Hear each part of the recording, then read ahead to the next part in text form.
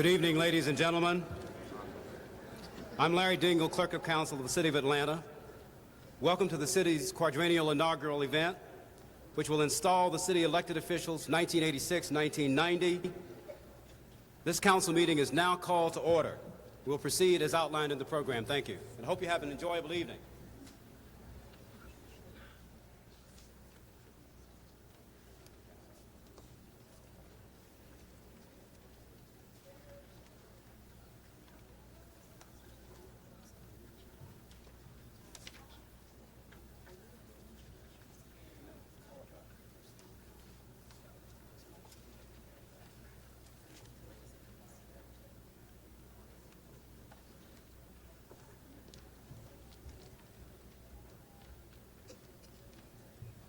Could we have a little bit of audience assistance, please? We're going to have to sort of clear the aisles as quickly as we can so we can proceed, so the color guard can present the colors. Thank you.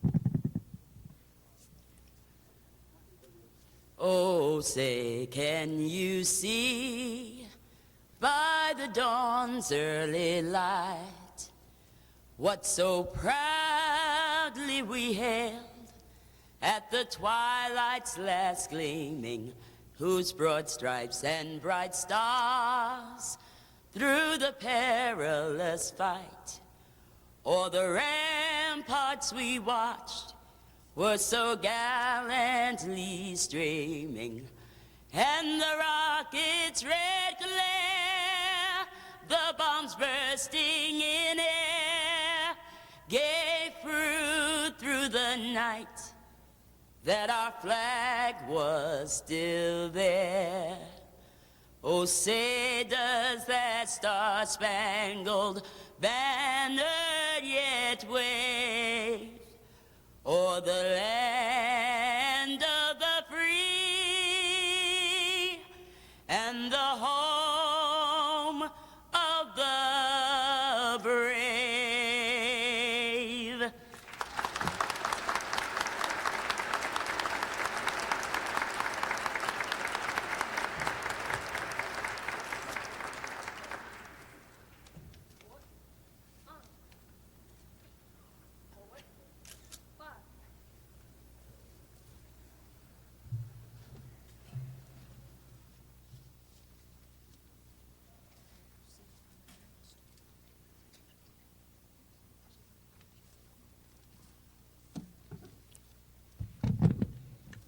Let us pray.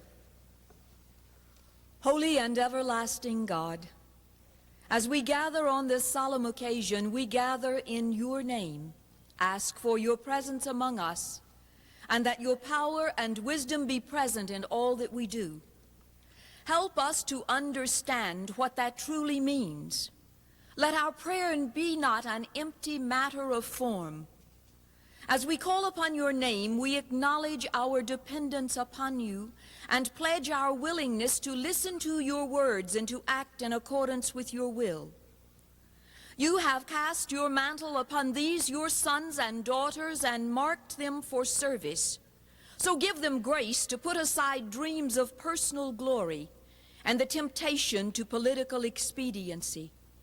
Help them when separated from one another on issues of principle and obedience to your word, to be found on your side, or else with the humility to discover error and cross over to your company. Gracious God, we do not pray that someone should change wrong, but that we all together might change wrong and create a bright future. So move and inspire the hearts of your people of this city, that where there are barriers, they may crumble, that where divisions are, they may be healed, that we may live in justice and in peace. By the power of your Spirit, may there now commence a time of jubilee. May sins and errors be forgiven. May the poor and those who have no hope hear good news, and may the waste places of our hearts and of our city be made habitable. O God, we plead that the someday of your kingdom might begin this day, that it spring forth in this place, and all of us, leaders and people together, be a part of it. In the name of that same Spirit we pray. So be it, so be it. Amen.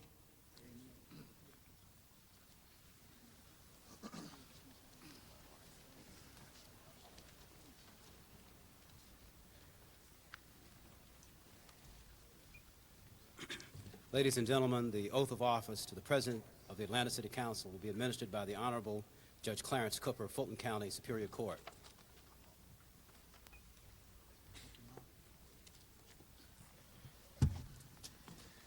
Will you raise your right hand and repeat after me? I, Marvin S. Arrington, I, Marvin S. Arrington, swear that I will faithfully and impartially swear that I will faithfully and impartially demean myself as Council President demean myself as Council President during my continuance in office. during my continuance in office.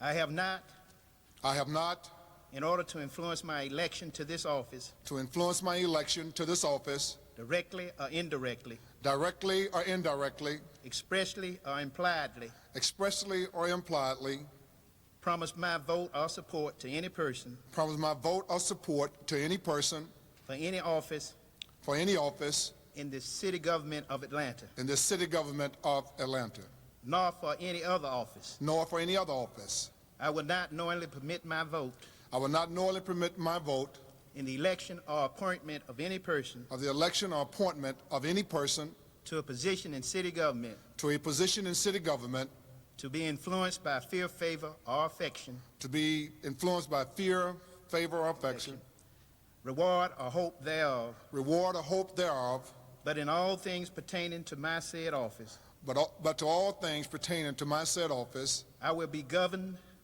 but I will be governed by what is my conviction by what is my conviction for the public good. for the public good.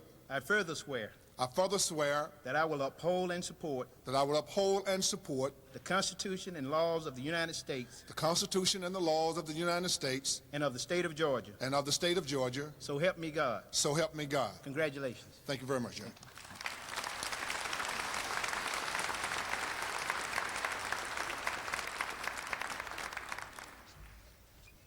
Next, ladies and gentlemen, we'll have the introduction of the 18-member body of the Atlanta City Council. As I call each name, would you please rise to greet the audience? The Honorable Debbie McCarty, Council District 1.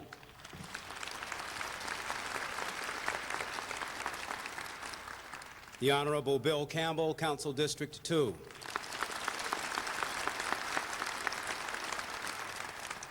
The Honorable James Howard, Council District 3.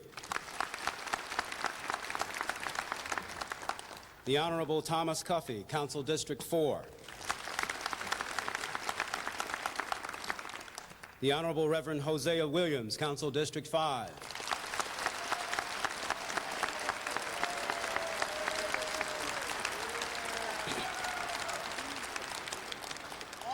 The Honorable Mary Davis, Council District 6.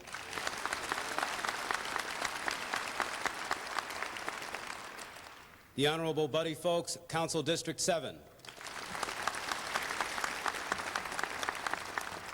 The Honorable Richard Guthman, Council District 8. The Honorable Archie Byron, Council District 9. The Honorable Ira Jackson, Council District 10. The Honorable Jim Maddox, Council District 11. The Honorable Dozier Smith, Council District 12. The Honorable Rob Pitts, Council Post 13 at large. The Honorable Carolyn Long Banks, Post 14 at large. The Honorable Elaine Wiggins Valentine, Post 15 at large. The Honorable Barbara Miller Asher, Post 16 at large. The Honorable Myrtle Davis, Post 17 at large.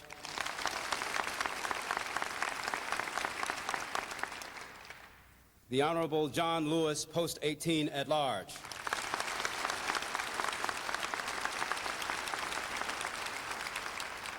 The oath of office will be administered to the members of the Atlanta City Council by the Honorable Judge Howard Johnson, Municipal Court, City of Atlanta.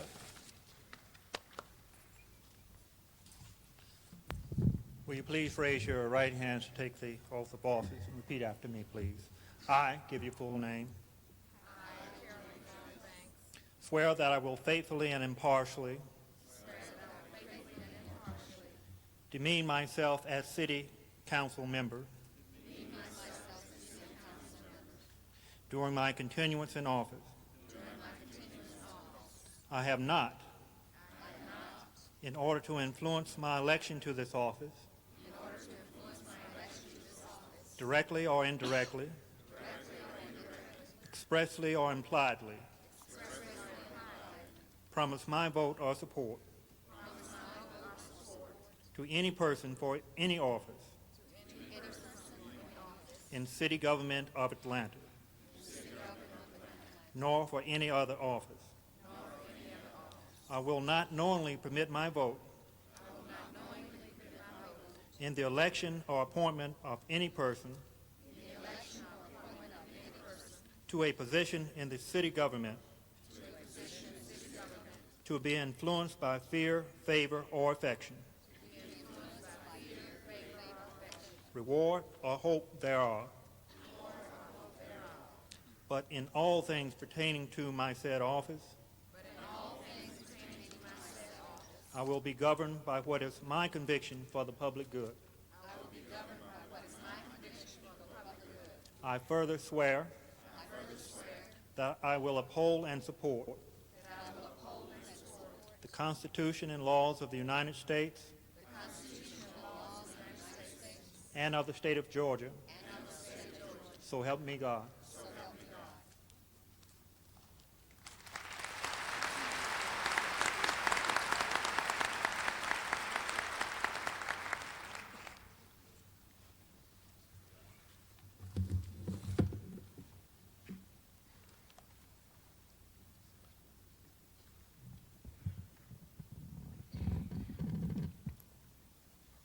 I am indeed honored and privileged to stand before you tonight as president of the Atlanta City Council. I want to recognize a couple of people who have been behind me throughout my life and have just been very, very supportive. I would like for my immediate family to stand, who are sitting right in front of me, my wife, my 2 children, the rest of my family. Please stand.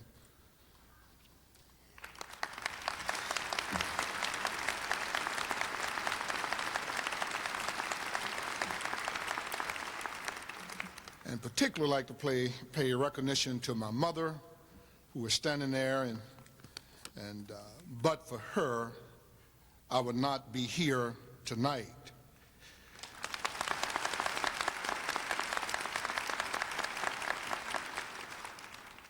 I say that because you see a domestic worker who educated 5 kids and all have postgraduate degrees, and for that, I'm thankful.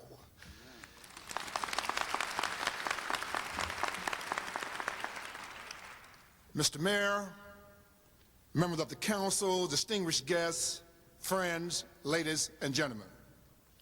I had the distinct privilege of hearing Mr. William Raspberry, a syndicated columnist for the Washington Post, at the annual Atlanta Urban League dinner. Mr. Raspberry was quite informative and made some important points, and he also talked about black elected officials. In essence, rhetorically, he asked the question, have we, black elected officials, made a difference? I'll suggest to you that is not an easy question. I will be the first one to acknowledge slight gains under black elected officials. We have demonstrated competency at a level that history will record as more than adequate. We have appointed other blacks to positions where they have been able to demonstrate superior skills, such as George Napa, Aaron Turpo, Chester Fournier, Fred Artis, Shirley Franklin, Gary Holmes, Bob Jones, Larry Dingle, and countless others. We have much to be proud of. However, there's a real sense of failure. The masses have not reaped the benefits of the real gains in this city and nation.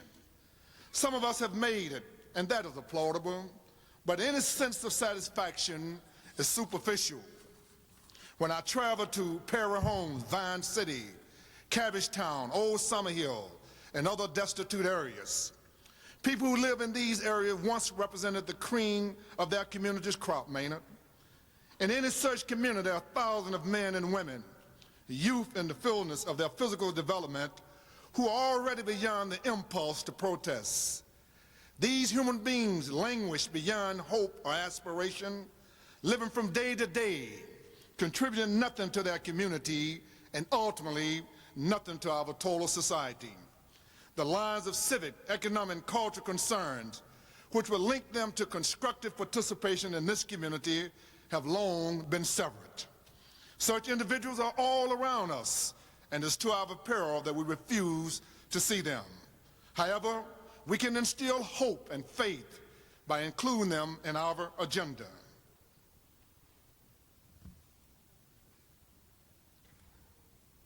For instance, if the business community and those who made the commitment to run a rapid rail line to Perry Homes will live up to that moral commitment, it will restore more faith and confidence in the black community than anything else. We've allowed our transit system, by and large, to become a system for the middle class. We all know who needs mass transportation and who voted and have continued to support MARTA. That commitment is equally as important as the Underground Atlanta project and all the other development projects put together. I am for the Underground project and do not want to be labeled as an obstructionist. For my position on Underground Atlanta, I want my record regarding Underground Atlanta to be absolutely clear with no ambiguity. The record will show that I was one of the first to endorse an Underground Atlanta concept, but later voted against it. Not because it was a theoretical good project, it was not a theoretical good project, but due to my serious concerns regarding the allocation of the great financial risks inherent in this project as currently proposed. I do not believe that the business community, which along with others will largely benefit from the proposed Underground Atlanta project, is contributing its fair share to the total community. And it is the total community which will ultimately assume the great financial responsibility for Underground Atlanta. I could and would support some of these major development projects if we can get major corporations in this city to come forth with a concept for community daycare centers for working parents. Major corporations could rent some of our abandoned public schools for $1 a year and allow low-income mothers to place their children in these facilities for proper caring while they work. This is called putting something back into the community.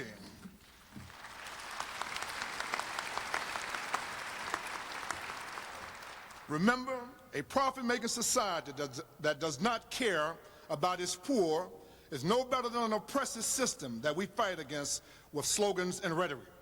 We are duty-bound to give attention to the underclass, that shameful large group of Atlanta who are either unemployed or if employed are receiving wages which allow them merely to survive from day to day. As one great writer said, it is not enough to give charity. It is our duty to do our share to see to it that we build a society where charity will not be necessary, a society where no sick person will go unattended, no hungry person will go unfed, no one will be poorly housed, no able-bodied person will go without adequate employment, and all good schools will be provided for all. As Martin Luther King Jr. stated, and I ask, why should there be hunger and deprivation in any land, in any city, at any table, where man has the resources and the scientific necessities, scientific know-how to provide all mankind with the best basic necessity of life? There's no deficit in human resources. The deficit is in human will. Benjamin E. Mays in his book, Quotable Quotes, quote, "We are not here to play. We are not here to dream, to drift. We have hard work to do and loads to lift. Shun not the struggle, 'tis God's gift. Be strong." I suggest to you that the answer may be in Lionel Richie's #1 hit when he says, "Say you, say me, let's get it together." The great mayor of this city needs all of our support, including the Chamber of Commerce, Central Atlanta Progress, the Urban League, the NAACP, the Gate City Bar Association, the Atlanta Bar Association, the Empire Real Estate Board, and other business, civic, and community groups who care about this great city. I want us to hear of the same drummer, a drummer whose high step summons all of us to be fair, just, responsible, caring, respecting, and working for the common goal for the betterment of mankind. Mr. Mayor, I pledge my wholehearted support in trying to pull together groups to work on humanity and goodwill for the have-nots and for those who are unable to care and support themselves. The council and I look forward to having a great 4 years with you. We will work to put programs and projects together that will distinguish this great city as the world's next great city, and at the same time permit each and every one of us to look at each Atlanta square in his eye as their humble servants. Thank you very much.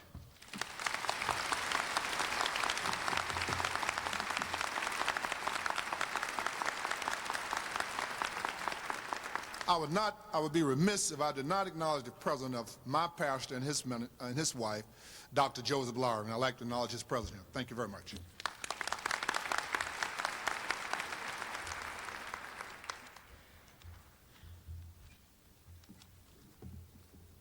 Ladies and gentlemen, next on our program is the Honorable Reverend Andrew Young, Mayor of the City of Atlanta, who will be sworn in by the Honorable Osgood Williams, Judge, Superior Court of Fulton County, Georgia. Excuse me. I'm sorry. Forgive me, I'm moving a little bit too fast. We're going to have America the Beautiful by Cantor Isaac Goodfriend. Thank you.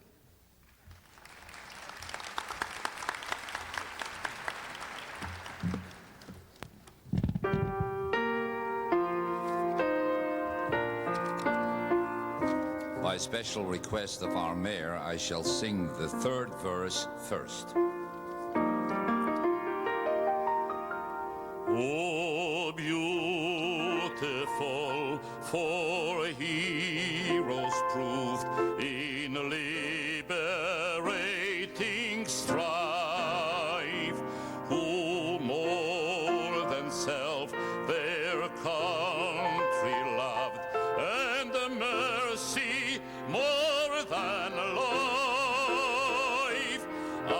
America, America, may God thy gold refine, till all success be nobleness, and every gain divine. Oh, beautiful for spacious skies, for amber waves of grain, for purple mountain majesties above the fruited plain. Amen.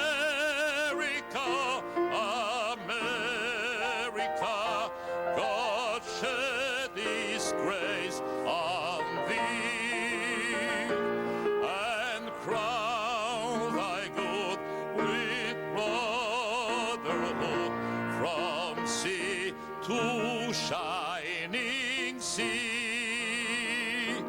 Oh, beautiful for pilgrim feet whose stern impassioned stress a thoroughfare for freedom beat across the wilderness. America, America, God mend thee every flaw. Confirm thy soul in self-control, thy liberty in law. Oh, beautiful for patriot dream that sees beyond the years. Thine alabaster cities gleam, undimmed by human tears. America, America, God shed his grace on thee, and crown thy good with brotherhood from sea to shining sea.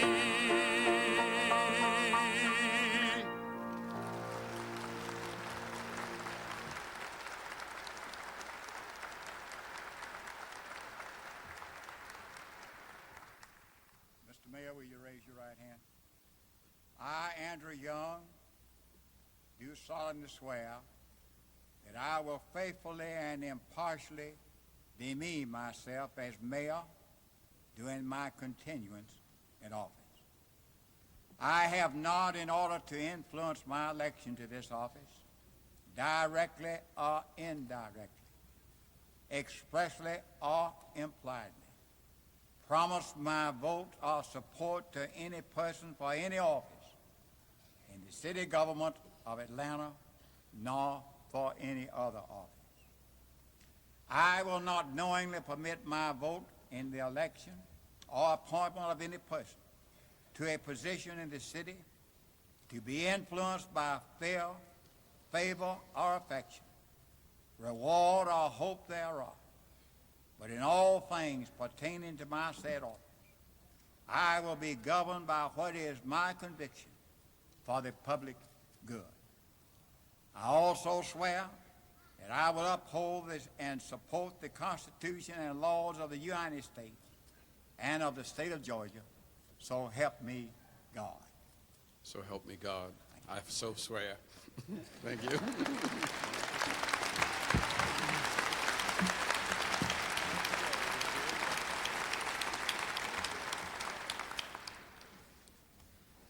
Thank you very much, Judge Williams and Cantor Goodfriend and Miss Dionne Warwick, who has had to leave to go to our a benefit dinner, I think, for sudden infant death syndrome. And I'd like to say to all of you, including Ms. T. Renee Crutcher, and the pastors and Cantor Goodfriend who are with us, that we're really grateful to you for sharing with us in this occasion. And to take the words from one of Ms. Warwick's songs, that's what friends are for. I'm also particularly glad to be sworn in with this particular council and this particular council president, and to share that swearing in with 3 judges that I have known off and on through the years, who have represented us well and who stay in close touch, pulling together the legislative, the judiciary, and the executive branch, and helping it to function as much like a family as we possibly can. And we do function like a family. In fact, we function just about like me and my wife have been functioning for the last 31 and a half years. We get along just about like my brother and I do, and just about like my son and I. We argue once in a while, and I get lectured to just like my mother lectures to me. And in many ways, I think it's because we are a family, and because we like each other, even when we disagree, because there's so much more that we share in common than the issues over which we might happen to disagree at a particular moment. I think that's one of the things that makes serving the citizens of this city a privilege and a pleasure, and one that I have thoroughly enjoyed not only these 4 years, but in every other capacity that I have been able to work with citizens of this city and serve them in some particular way.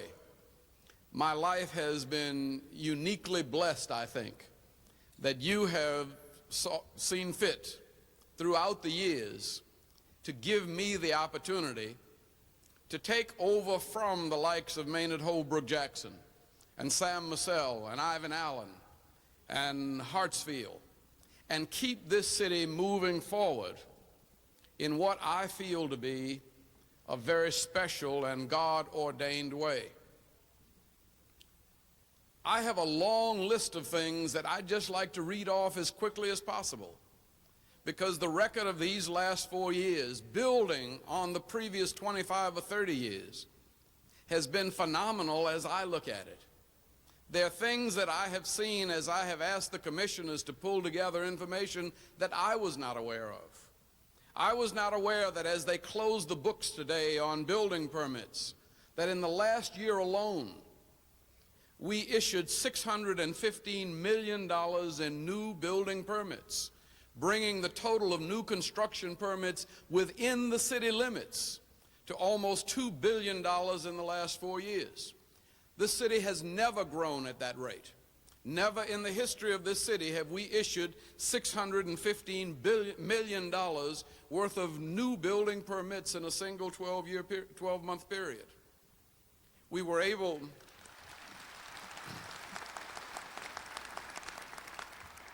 We've been able to reverse the trend of people moving outside of our city, and we now see population coming back into the city and bringing with it new businesses and bringing new mergers of businesses that have anywhere in the southeast to select as a location. And yet Bell South, the SunTrust Banks, Equitable Life Assurance Real Estate Division, IBM's Atlantic Center, Dean Witter's Municipal Finance Division, the Gannett Broadcasting Group, the Southern Railway, the Ritz-Carlton Hotels, the Marriott Marquis Hotel, the Marriott One Office Tower, and the Ibis Hotel, all decided that they were going to be here, and evidently that's because something going on here is going on pretty well. We look around and we see that in the midst of all of this boom, in the midst of all of this burden, over the last 4 years, with the addition of a sales tax of 1%, which allows some of the people who are coming through our city to share in the tax burden, we've been able to roll back the taxes and reduce the millage. That's city and schools together by some 10 mills over the last 4 years, so that much of the growth is helping to pay for itself as it goes on. We look around and we see that we have unparalleled opportunities. And yet I don't disagree with our council president. Everybody is not sharing in the growth and development in this city. We do have continuing problems of poverty. But these are problems that we are addressing as well as we possibly can. I ran into a young man in 6th grade in Perry Holmes when I was campaigning for the office of mayor 4 years ago. And I was very impressed with him because he said to me he wanted to be an engineer. And I said, son, in Atlanta, you can be an engineer. How's your math? He said, oh, I love math. And I said, well, if you keep on loving math, and if you keep on studying your lessons, I guarantee you, you can be an engineer. And I hope to be mayor by the time you get ready to go to college. And I don't care what your financial situation is. And even if I'm not mayor, you come wherever I am, this city is supposed to guarantee you an opportunity to be an engineer if you want to be an engineer. And it doesn't matter where you're born or who your parents are. If you've got brains enough and you're willing to work hard enough, you can be an engineer in this city. And so we put together the Dream Jamboree. And we invited more than 200 academic institutions, corporations, labor unions, and job opportunities to meet with 20,000 of our students. And every year for the last 3 years, we've taken 20,000 high school students through the Civic Center next door. And we've allowed them to sit with people from these 200 academic institutions and job-producing agencies. And we have lined up our young people with the opportunities that are out there in the world. And we saw last year that high school seniors in the Atlanta public schools alone got more than $13 million. In fact, it was so close to $14 million in scholarship offers that I just used the figure 14 million, so that children and young people like the young man in Perry Holmes who wanted to be an engineer can come to the Dream Jamboree and can start as early as 9th grade, beginning to plan their academic future and knowing what opportunities are there for scholarship and jobs when they complete 4 years in the Atlanta high school system.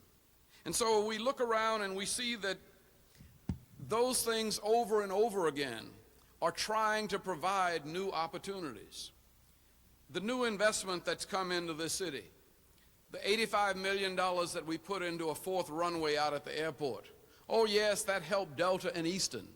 But 1,931 people worked on that $85 million construction project. And while there are 2,000 airplanes going in and out of our airport every day, there are almost 40,000 people that work around those airports. That airport and the jobs related to the airline industry, which is there basically because mayors and council members of our city have seen the importance of the airline industry and the transportation industry as a major economic generator.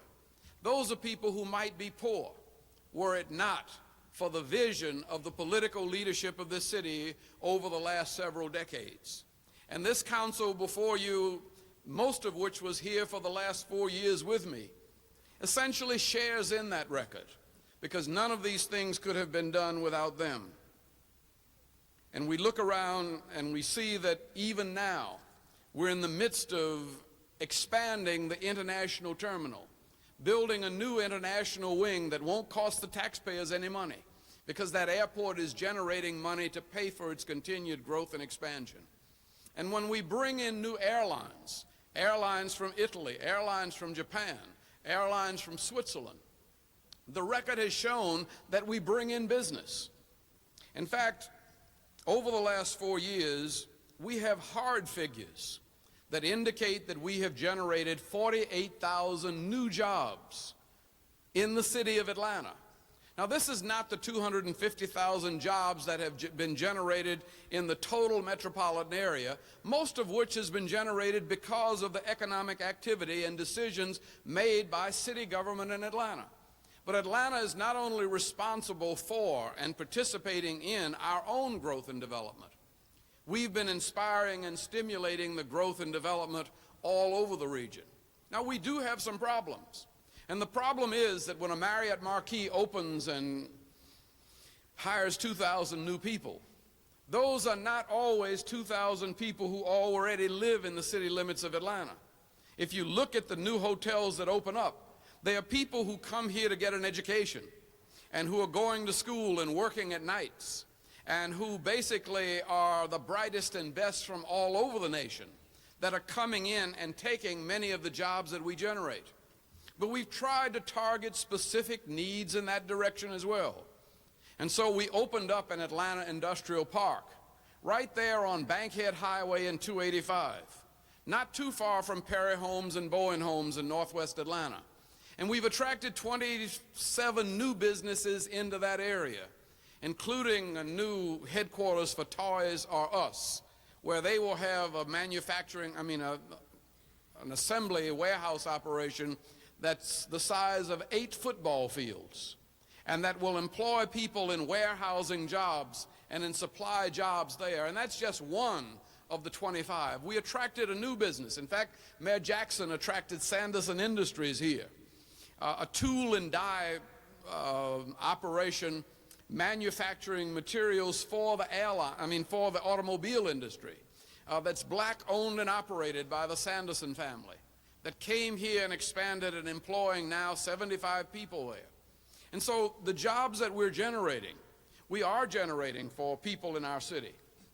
In fact, the Private Industry Council and CETA have produced not only 8,000 summer jobs, but they have trained and placed more than 4,000 people, young people, people who have difficulty finding employment in jobs throughout our city. And so we look around and we see that there's a lot going on. There's a lot going on, and still there's a lot more that we have to do. I'm concerned about underground because I see underground essentially like I see the airport. I see underground like I see Atlanta Industrial Park. I see it not just as doing something for the business community. I see it generating 250 businesses and producing about 3,000 jobs. But I also see underground keeping the 81,000 jobs in our city that are related to the convention industry here. Every time we lose 1 percentage point in hotel occupancy, every time it goes down 1%, we lose 400 jobs. And every time it goes up 1%, we gain 400 jobs. And so if we can influence the hotel industry so that we, instead of losing 10,000 or 10% of our hotel occupancy over the new year because of new competitive activities in Charlotte or in Jacksonville or in New Orleans or Chattanooga, that if we can keep them and gain 10%, that 10% means another potential 4,000 jobs. And so almost everything we do in this city is attempting to try to generate the kind of job opportunity that would make it possible for almost every citizen in this city. We have not even just housed the homeless. We have worked with the churches and the Housing Task Force and Concerned Black Clergy and the Metropolitan Area Council of Churches, not only to provide night shelter for the homeless, but the City Council put up money for a day labor center to train and to give an address to homeless people coming through our city so that they can find a place from which, if they have any skills at all, it's possible for them to get from homelessness into the job market. And even in trying to find homes for the homeless, a task that's almost impossible with interest rates up above 10%. We have put $157 million into housing the homeless, if you want to look at the money that's gone in to housing development of low and moderate income housing over the last 4 years. Now that's mostly not taxpayer money. Most of that is money that's been generated through bond issues that we have subsidized slightly, that we have given some city support to enable people to get money at less than the prevailing market rate. And that's clearly putting dollars in the pockets of people who are poor or almost poor. If you bought a $50,000 home and you paid the prevailing 12.5 mortgage, we were able to get mortgages for first-time home buyers at 9.85%, some $32.1 million, so that the first-time home buyers in our city could get money at almost 3% below the prevailing rate. What that amounted to was $117 every month. Their payment was lower as a result of the programs that came through the Urban Residential Finance Authority. And over the 30-year life of the mortgage, that meant $42,000 cheaper on the overall cost of the house. And so when you look around, you see that we are doing the best that we can with limited resources in a very difficult financial market to make it possible for our citizens to enjoy a good life, the abundant life as the Bible calls it, and to do it in a context where we work together as a team and where we share in the growth and development of our entire city. And I could go on listing the successes, but those successes that are special don't take the place of the day-to-day routine that's performed by the citizens who work as employees of our city. There are cities in this nation, and many cities in the world, where you turn on the water and nothing happens. You never get up in the morning in Atlanta and turn on the water without water coming out, good, clean, fresh water. We're pumping more water and purifying more water now, some 43 billion gallons a year. That's more water than we've ever been able to pump in this city, ever in the history of our city. And we're supplying water from everybody from Fayette County, Cobb County, Fulton County, and the city of Atlanta, and some areas on the borders of DeKalb. And the presence of that water and the presence of a team of people that keep that water flowing and that keep our purification system updated. And we've recently refinanced $100 million worth of bonds. In fact, it was about 130 million that we now got it down to 85 million, which saves the taxpayers money on the cost of that water.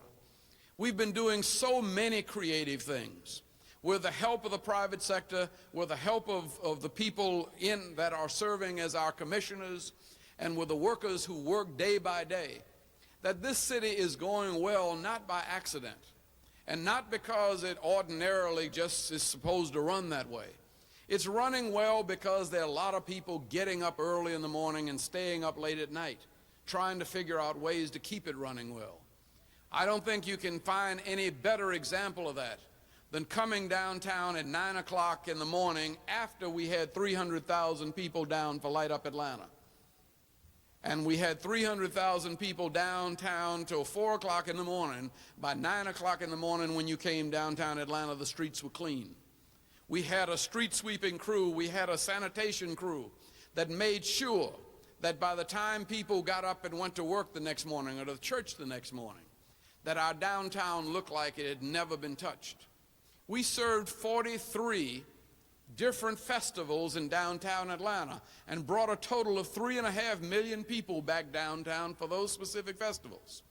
And that put an extra special burden on the police force, on the fire department, on sanitation and streets, and everybody else. But it happens and it moves on smoothly. And it moves on smoothly because we've got a team of 7,000 employees that has not grown. They're doing more work with less. But I must say, we're paying them better. We have cut back on the number of people that are employed, but we're paying the people that work hardest and keeping them, so that the job that we used to face of training people and then having them run off to other counties surrounding us, now we've reversed that so that we have a pretty stable workforce. I don't mind training people for the surrounding area. I think that's one of our responsibilities because we are a part of this region. And I feel a lot safer and a lot more secure when somebody who has been trained by our police department becomes the police chief in Gwinnett County. I'm a little more comfortable up there because of that. I know he's been trained well. And when we go down to Clayton County and Fayette County and go on down, the more we can spread the influence of this city and the more we can be involved with a total metropolitan region, the better it is for Georgia and the better Georgia is for Atlanta. And so, looking at working these things through, I am really excited about the last 4 years. But I must confess, I'm still concerned. I must confess that I think we've been very, very lucky. Lots of things that we thought might happen didn't quite happen. We thought all federal funding was going to be reduced and lost. We didn't lose it all, but we lost 20% here, we lost 50% here, we lost all of CETA. But we've made those adjustments, and we've made those adjustments within our existing budget. But now I'm concerned because we're facing this Graham-Rudman-Hollins legislation that will basically take the federal government totally out of the business of working with cities. And we have not been able to count on the state for very much in the past. In fact, we've lost money to the state in this administration. But at the time that we are growing the fastest, at the time that we can project new growth, new opportunity, a new burden on the existing taxpayers, we're facing a total loss of federal subsidies. We're facing a state government that is itself running surpluses, but has not yet found ways to share those with the cities of the state. In fact, they probably, and maybe legitimately, feel more responsible to the poorer areas of the state of Georgia, because in the state of Georgia, we're seen as growing and phenomenally successful, and they are suffering because of the plight of the farmer, which is another side of this interest rate picture that we face. And so we're probably going to have to go it alone. We're going to have to go it alone, and we're going to have to go it as we've gone these last 4 years, as a team. We're going to have to try to keep on working together.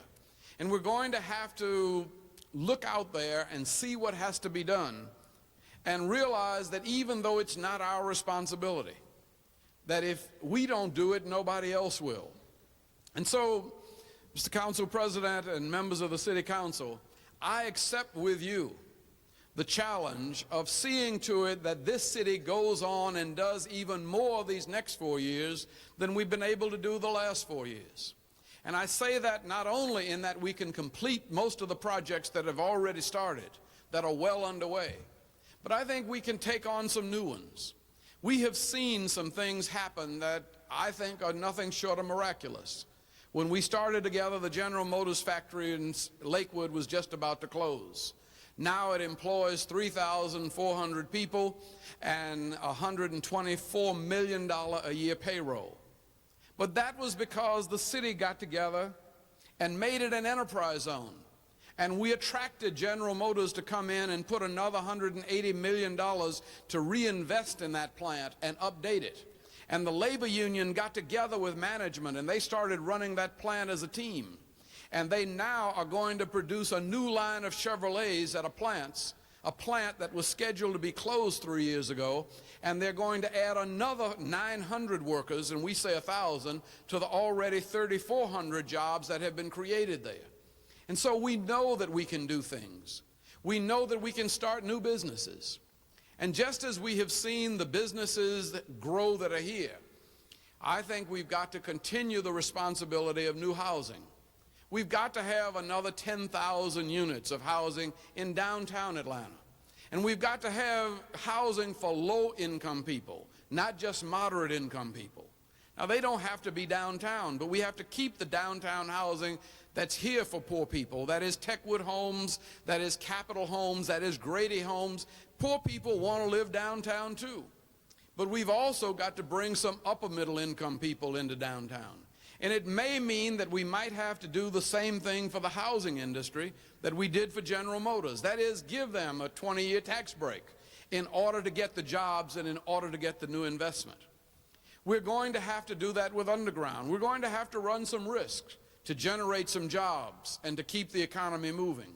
We're going to have to look around and see what it is that this city needs to go on into the next century. And one of the things we need is more startup industries. More industries that we're not borrowing from other people or stealing as we've stolen some, but industries by Atlanta people. Industries like Hayes Microcomputer, a young engineer who didn't want to leave Atlanta, so developed something called a modem that helps computers to talk to each other. And he hires 400 people here in the city of Atlanta, making something that is an Atlanta born and bred product. That's one of the reasons why I like Stay Soft Fro. It was created in an Atlanta kitchen. And it employs about 400 people, and it does do all right by my hair.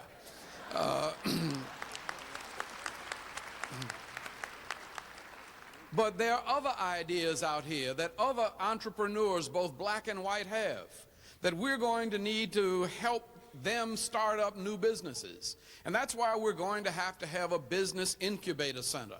And we're going to have to see to it that the MESBIC is continually funded, because we're going to have to generate new businesses in the business environment that we've created here. We're going to have to go on and do whatever has to be done, because I'm convinced that this is destined to be a great city.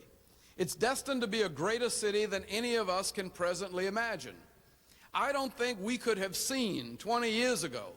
In fact, 20 years ago, I remember with Martin Luther King celebrating the fact that for the first time we were able to get Harry Belafonte to sing in the old Civic Center.